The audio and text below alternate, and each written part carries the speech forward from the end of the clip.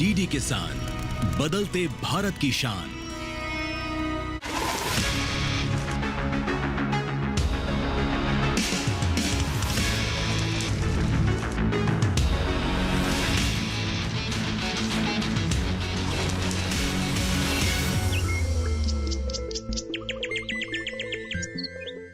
नमस्कार, आप देख रहे हैं दूरदर्शन किसान चैनल। मैं अदिति शर्मा आप सभी का स्वागत करती हूँ। आज के हमारे सफर में हम आप पहुंचे हैं हरियाणा के करनाल में।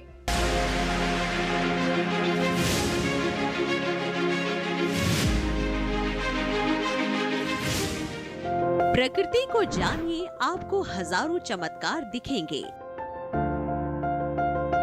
मानव जाति करोड़ों वर्षों में विकसित हुई है। प्रकृति से प्राप्त धरोहर की रक्षा करना हम मनुष्यों का कर्तव्य बन जाता है। जिस प्रकार प्रकृति में पेड़ पौधे एवं जंगलों का महत्व है, उसी प्रकार प्रकृति मानव विकास और जानवरों के बिना अधूरी है। हालांकि औद्योगिक सभ्यता के बाद से उत्पादन गतिविधियों की जरूरतों और आर्थिक हितों के कारण वातावरण को नुकसान पहुंचा है। कुछ जानवर विलुप्त हो रहे थे। वैज्ञानिकों के शोध के अनुसार 16वीं शताब्दी के बाद से दुनिया से 250 से अधिक प्रकार के जानवर विलुप्त हो चुके हैं और उन लुप्त प्राय जानवरों की विलुप्त होने की दर भी तेज हो रही थी। हमारे देश की ऐसी धरोहरों को शोध के माध्यम से बचाने का काम कर रहा है राष्ट्रीय पशु आनुवांशिक संस्थान। ये संस्थान किस तरह से विलुप्तता की कगार पर पहुंचे पशु पक्षियों को बचा पाने में सफल हो रहा है, आइए जानते हैं। प्रकृति में प्रत्येक जानवर की अपनी अनूठी पारिस्थितिक स्थिति और कार्य होता है। जानवरों की रक्षा करना, लुप्त प्राय जानवरों को बचाना और प्राकृतिक संसाधनों की रक्षा करना मानव विकास से जुड़ा एक प्रमुख और जरूरी कार्य है।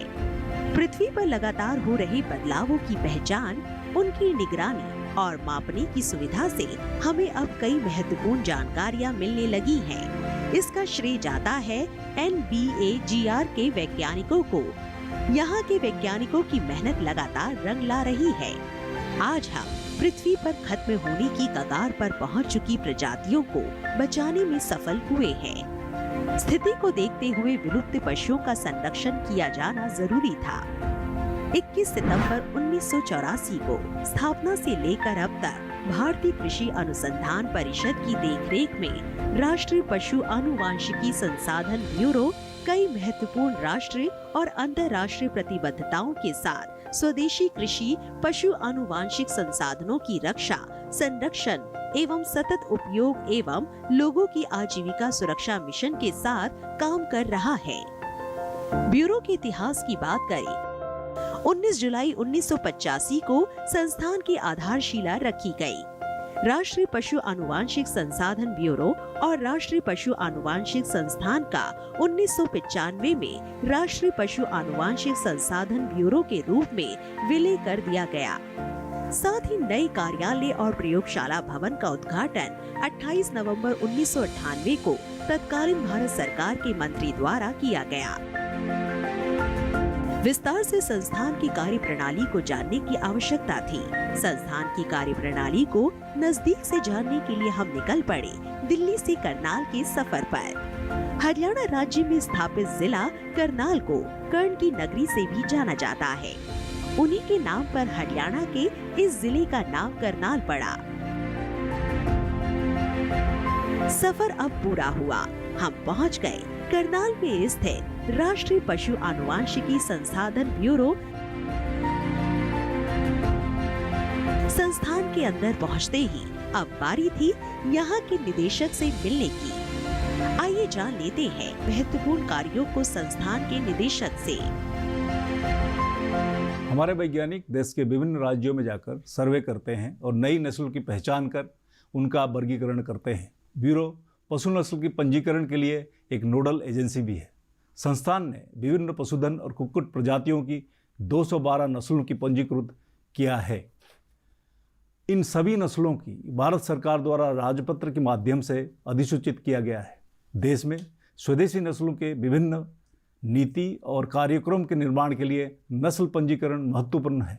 पंजीकरण और गजट अधिसूचना की इस अनूठी प्रणाली को संयुक्त राष्ट्र के खाद्य एवं कृषि संगठन ने भी सराहना की है।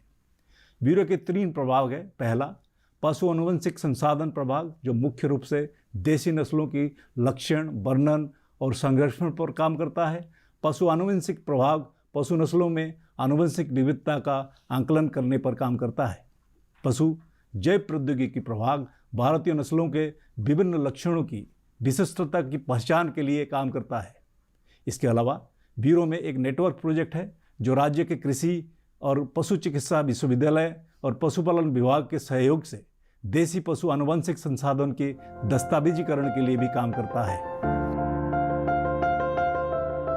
करनाल में स्थापित राष्ट्रीय पशु आनुवांशिकी ब्यूरो के वैज्ञानिक की मेहनत और अनुसंधान का ही नतीजा है कि विलुप्ति के कगार पर आई कई नस्लों को उनके मूल इलाकों में संरक्षित किया गया है।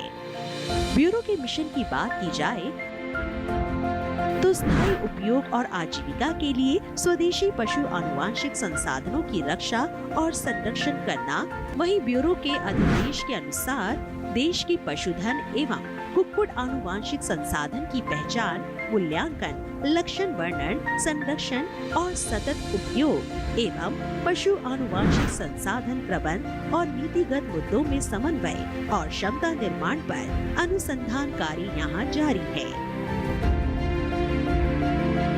संस्थान द्वारा भारत में विभिन्न पशुधन और कुक्कुट प्रजातियों की 212 नस्लों को पंजीकृत किया गया है। ये विभिन्न कृषि जलवायु परिस्थितियों, प्रजनन और प्रबंधन प्रणालियों के लिए अनुकूलित हैं। संस्थान के पशु आनुवांशिक विभाग में विभिन्न लक्षणों के लिए जीन की पहचान करने के साथ साथ आनुवांशिक विविधता के निर्धारण के लिए परियोजना को सुचारू रूप से चलाया जा रहा है। भारत में पशुधन व कुक्कुट प्रजातियों की 212 पंजीकृत नस्लें हैं। ये नस्लें भारत के विभिन्न जलवायु क्षेत्रों में पाई जाती हैं। वह विभिन्न प्रबंधन व प्रजनन परिस्थितियों के लिए अनुकूल होती है। सभी नस्लों की उत्पादन क्षमता, रोग प्रतिरोधक क्षमता और यहाँ तक कि अनुकूलन क्षमता में काफ़ी भिन्नता होती है। हर एक नस्ल की एक विशेषता होती है जो इसे दूसरी नस्लों से भिन्न बनाती है। इस विशेषता का आधार उसकी जीनोमिक संरचना होती है, जिसे हम आनुवांशिक खंडों के तौर पर जानते हैं। राष्ट्रीय पशु आनुवांशिक संस्थान लुप्तप्राय पशु पक्षियों को बचाने के लिए किस तरह से कार्य कर रहा है, इसके बारे में भी आपने जाना है। ऐसी ही और जानकारियां आप तक पहुंचाएंगे, लेकिन एक छोटे से ब्रेक के बाद। कहीं मत जाइए, देखते रहिए कार्यक्रम एग्री की उड़ान और बने रहिए दूरदर्शन किसान पर।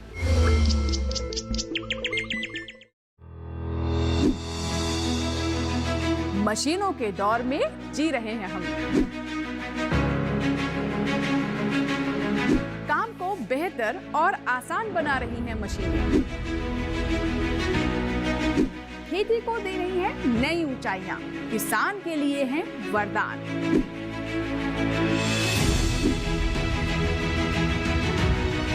कृषि मशीनरी पर आधारित देखिए हाईटेक खेती, शनिवार शाम 7 बजे, पुनः प्रसारण रविवार सुबह 7 बजे, सिर्फ दूरदर्शन किसान पर।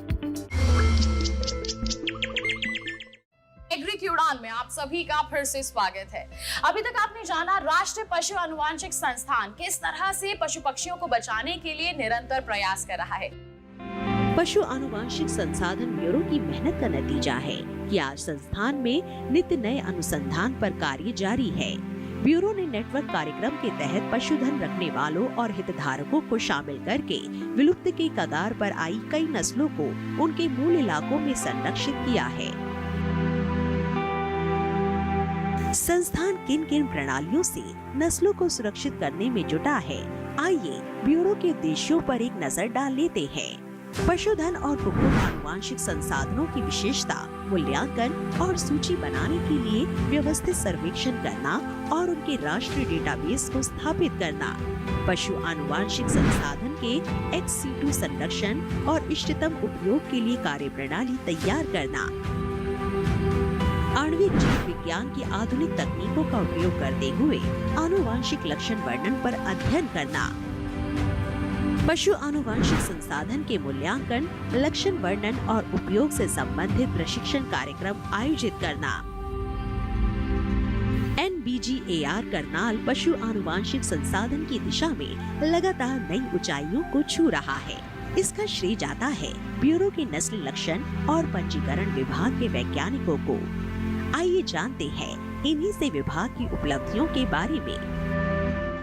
हमारा संस्थान जो है 1984 में ICAR द्वारा बनाया गया और हमको मैंडेट दिया गया characterisation and conservation of livestock and poultry species हमारे देश की।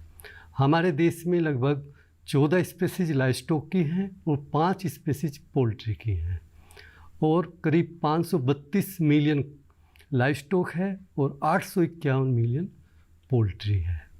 हमारा संस्थान तभी से गुण निर्धारण का कार्य कर रहा है और अब तक हम 248 population different live stock and poultry की कैरेक्टराइज कर चुके हैं और 40 पॉपुलेशन हमने आइडेंटिफाई की हैं जिनको हमें आने वाले 2 या 3 साल में कैरेक्टराइज करना है। नस्ल लक्षण और पंजीकरण की जानकारी लेने के बाद अब बारी है पशु आनुवांशिक संसाधन डेटाबेस लैब की। संस्थान में पशुओं की देसी नस्लों का डेटाबेस उपलब्ध कराया गया है जिसका नाम EGRI-IS है। डेटाबेस को विभिन्न नस्लों के बारे में जानकारी के लिए पशु प्रजाति तथा किसी प्रदेश के आधार पर देखा जा सकता है। अब किसान, पशुपालक, विद्यार्थी ये जान सकते हैं कि एक नस्ल किस राज्य तथा जिले की है, उसकी उपयोगिता क्या है, कौन लोग इसके पालक हैं और वे चारे एवं पानी का प्रबंध कैसे करते हैं। पशु आनुवांशिक संसाधन डेटाबेस कंप्यूटर पर ब्यूरो की वेबसाइट पर उपलब्ध है और इसे मोबाइल ऐप के माध्यम से भी देखा जा सकता है। हमारे संस्थान में एक पशु आनुवांशिक संसाधनों का डाटाबेस है जिसका नाम EGRI-IS है। इस डाटाबेस हमारे संस्थान की वेबसाइट पर एक लिंक द्वारा उपलब्ध है। इसमें हम पशुओं की नस्लों के बारे में जानकारी, एक पशु प्रजाति जैसे भैंस, गाय, भेड़ या ऊंट, घोड़ा आदि के अनुसार दे सकते हैं या किसी एक प्रदेश के नाम के अनुसार भी दे सकते हैं। इसमें सभी पशुओं की नस्लों के बारे में जानकारी और एक नर एवं मादा पशु की एक फ़ोटो भी है। भविष्य को ध्यान में रखते हुए पशुओं के संरक्षण करना जरूरी था। इस दिशा में संस्थान के द्वारा दैहिक कोशिका क्रायो प्रिजर्वेशन एवं आनुवांशिक विविधता संरक्षण हेतु एक इन विट्रो विकल्प को अपनाया गया है। अब क्लोनिंग विधि द्वारा जानवरों को उनकी दैहिक कोशिकाओं से पुनः स्थापित किया जा सकता है। इस विधि द्वारा लिंग या उम्र जैसे कारकों से सीमित हुए बिना पशुधन का संरक्षण संभव है। आइए जानते हैं यहाँ कार्यरत वैज्ञानिक से। कोर लैब जो है ये network project on animal genetic resources के अंतर्गत आती है, जहाँ पूरे देश की विभिन्न पशुधन का हम कैरेक्टराइजेशन करते हैं और मॉलिक्यूलर टेक्निक्स का इस्तेमाल करते हुए, जहाँ पर हम कम ज्ञात नस्लों की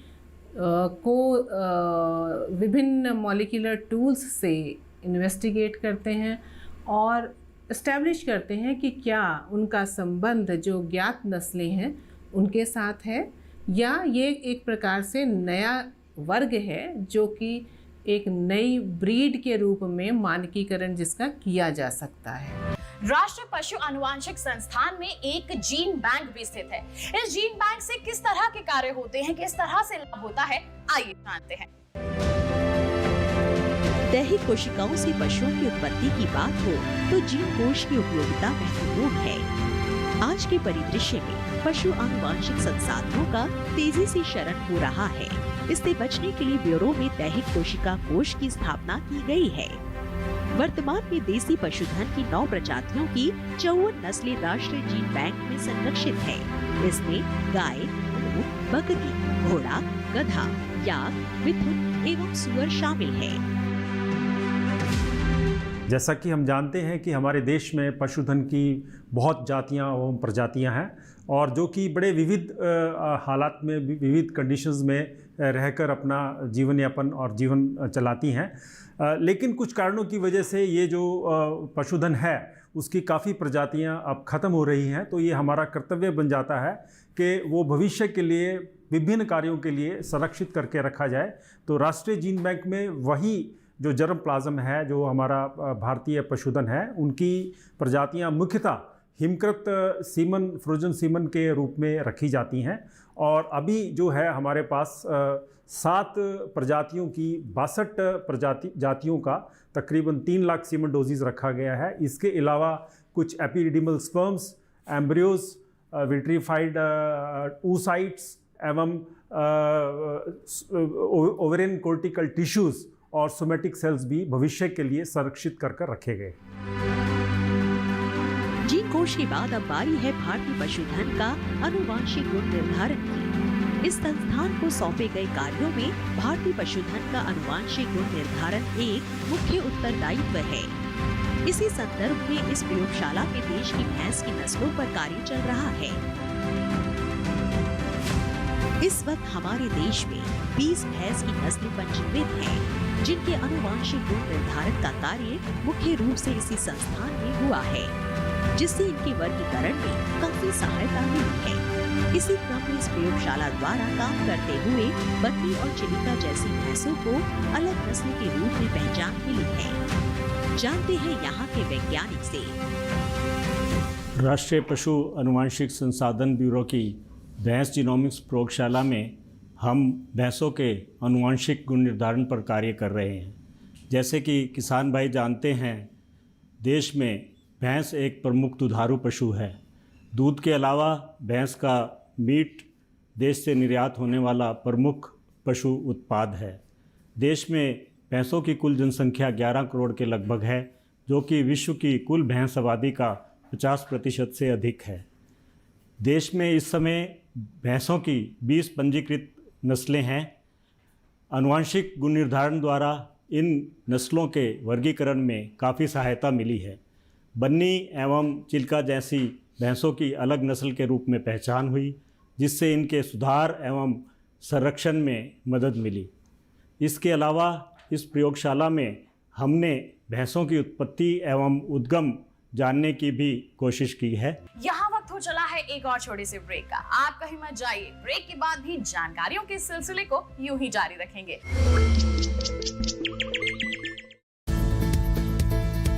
किस फसल की क्या है चाल,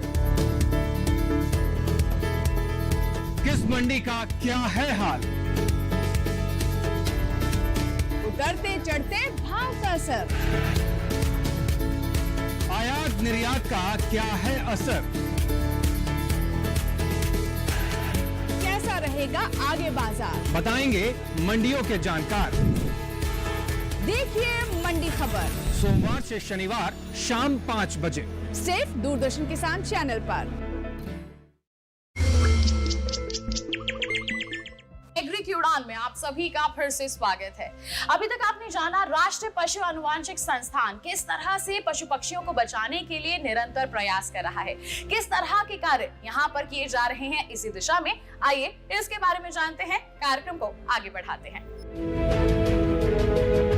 अब बारी है संस्थान की एक और उपलब्धि की। हाल ही में विज्ञान की तरक्की से डीएनए चिप्स या माइक्रो एरे चिप्स बनाए गए हैं। इन डीएनए चिप्स की सहायता से पौधे और जानवरों का पूरा जीनोम में स्निपर्स का पता लगाया जा सकता है। NVAGR में गाय, भैंस, भेड़, बकरी और सुअरों के लिए डीएनए चिप्स विकसित किए हैं। इस समय एनिमल बायोटेक्नोलॉजी में काफ़ी तेज़ी से विकास हो रहा है और जीनोमिक्स एनिमल बायोटेक्नोलॉजी का एक महत्वपूर्ण अंग है। जीनोमिक्स में जीनोम या एपिजीनोम का अध्ययन होता है और इसी जीनोम का मार्कर्स ढूंढने के लिए मॉलिक्यूलर जेनेटिक्स में आजकल प्लांट और एनिमल्स में काफ़ी रिसर्च चल रहा है। इस डीएनए मार्कर्स में एक महत्वपूर्ण मार्कर है SNP या single nucleotide polymorphism. Single nucleotide polymorphism को लेके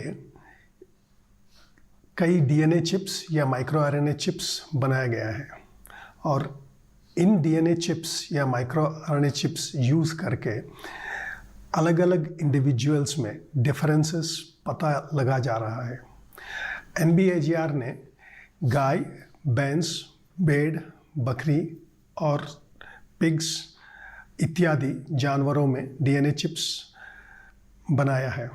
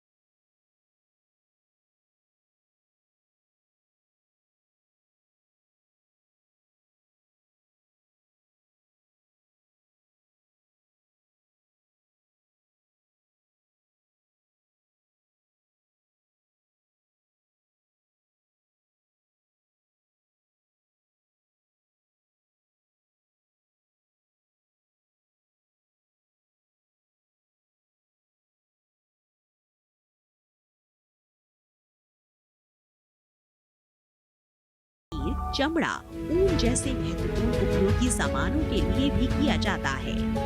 अतः याक को पहाड़ों का जहाज भी कहा जाता है। लद्दाख से लेकर लैब तक के सफर में ब्यूरो की मेहनत रंग ला रही है। आइए विभाग के वैज्ञानिक से जानते हैं उनके अनुसंधान में क्या नया है।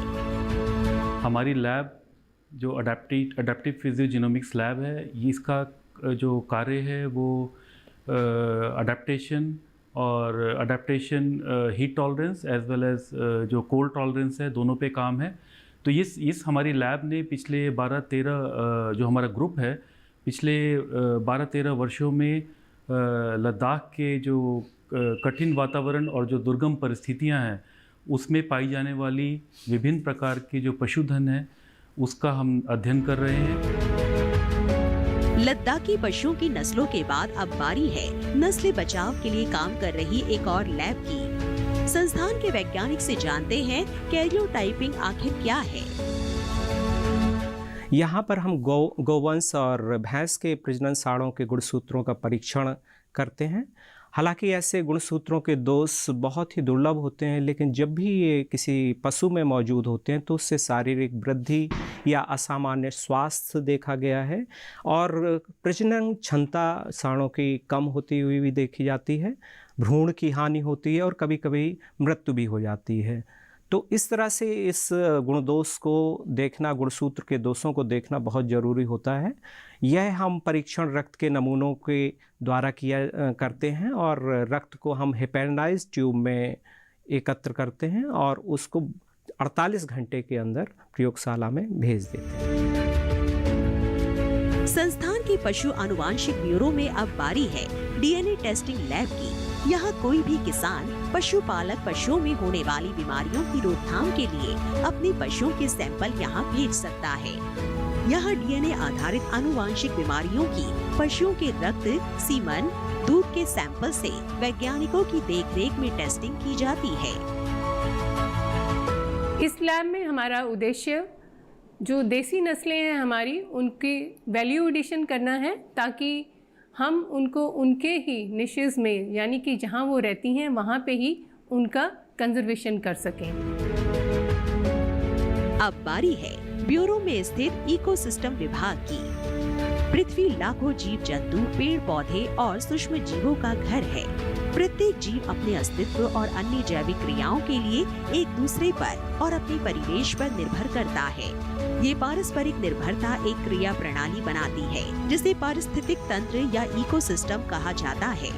आइए सिस्टम को और विस्तार से जानते हैं यहाँ के वैज्ञानिक से।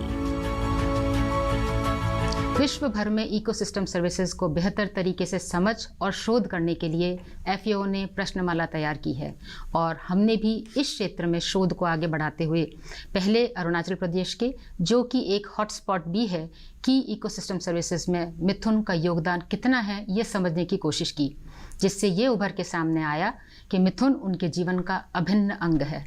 अरुणाचल प्रदेश में मिथुन जानवरों के उपहार, मानवीय संबंधों, शादियों और अंत्येष्टि जैसे सामाजिक कार्यक्रमों में एक प्रमुख भूमिका निभाते हैं, जो उन्हें सामाजिक सुरक्षा, मान, सम्मान, उत्सव का हिस्सा व आर्थिक सुरक्षा देता है, जिससे जैव विविधता का संरक्षण होता है। इसी कड़ी को आगे बढ़ाते हुए हमने अंडमान में भी इस कार्य को शुरू कर दिया है। इकोसिस्टम सर्विसेज पर शोध भारतीय नस्ल के पशुधन को उपयोगिता, पहचान, सस्टेनेबिलिटी एवं बायोडाइवर्सिटी इंडेक्सिंग के मील का पत्थर साबित होगा। ये तो बात हो गई इकोसिस्टम की। अब हम आपको लेकर चलते हैं संस्थान के आउटरीच विभाग में। ये विभाग समय समय पर किस प्रकार से ट्रेनिंग का आयोजन करता है एवं किस प्रकार से काम करता है, आइए जानते हैं। संस्थान की एक मुख्य और नियमित गतिविधि है किसानों के बीच जाकर उन्हें देसी पशुओं के महत्व, उनके वैज्ञानिक प्रबंधन और सबसे ज़रूरी उनके संरक्षण के बारे में उचित जानकारी प्रदान करना। किसानों के साथ संवाद के माध्यम से हम उन्हें संस्थान द्वारा प्रदान की जाने वाली विभिन्न सेवाओं और देसी पशुओं की अनोखी विशेषताओं के बारे में अवगत कराते हैं। संस्थान का अपना एक पुस्तकालय भी है जिसमें पशु आनुवांशिकी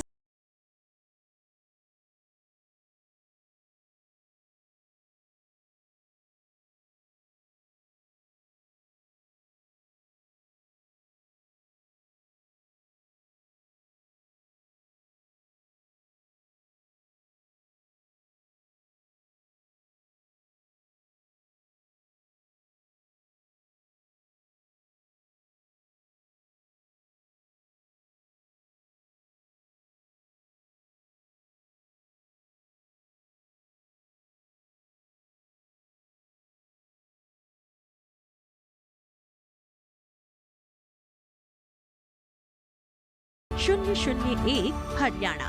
तमाम जानकारियां हासिल करने के बाद ICAR का NBAGR इस तरह उन्नति की राह पर चले और किसानों और पशुपालकों का साथी बना रहे। इसी उम्मीद के साथ NBAGR के सफर में बस इतना ही। अगले सप्ताह करेंगे एक नए सफर की शुरुआत। मिलेगा हमें आपका साथ। इसी उम्मीद के साथ आपसे फिर होगी मुलाकात। भारतीय पशु जैव विविधता का सजग एवं सतत प्रहरी। तो आज के हमारे इस कार्यक्रम एग्री की उड़ान में हमारी कोशिश यही थी कि हम ऐसे पशु पक्षियों के बारे में बात करें जो विलुप्तता की कगार पर पहुंच चुके हैं। जी हाँ, उनके प्रति आपको भी जागरूक करें। ये संस्थान भी इसी दिशा में लगातार कार्यरत है। उम्मीद करते हैं कि आज के हमारे इस कार्यक्रम में जितने भी प्रयासों के बारे में हमने आपको जागरूक किया है, उनसे आप भी लाभान्वित होंगे और साथ ही साथ जो पशु पक्षी आपको नजर आए, अगर उनके लिए आप एक कदम भी उठा पाए तो वो भी उनके लिए लाभकारी साबित होगा। आज के हमारे सफर में बस इतना ही। अगले सफर में हम आपको लेकर चलेंगे किसी नई एग्री यूनिवर्सिटी या फिर संस्थान की ओर। तब तक के लिए हमें दीजिए इजाजत, लेकिन आप बने रहिए दूरदर्शन के साथ पर। नमस्कार।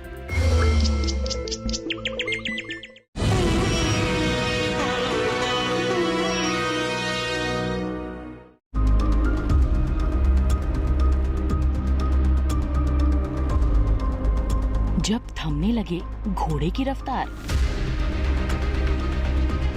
अश्व शक्ति होने लगे प्रभावित, तो समझिए पशु है लेमिनाइटिस रोग का शिकार। क्या है ये बीमारी और क्या हो सकता है उपचार, जानने के लिए देखिए अश्वों में लेमिनाइटिस रोग कारण, लक्षण और उपचार इस रविवार शाम 6:30 पर अपना पशु चिकित्सक लाइव सिर्फ दूरदर्शन किसान चैनल पर।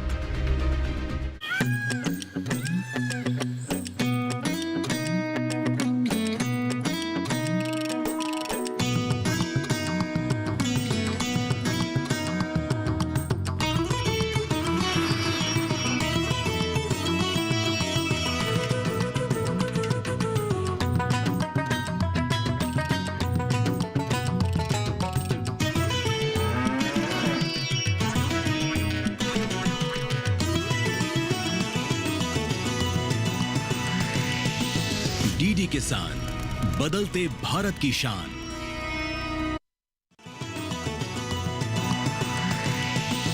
डीडी किसान, बदलते भारत की शान।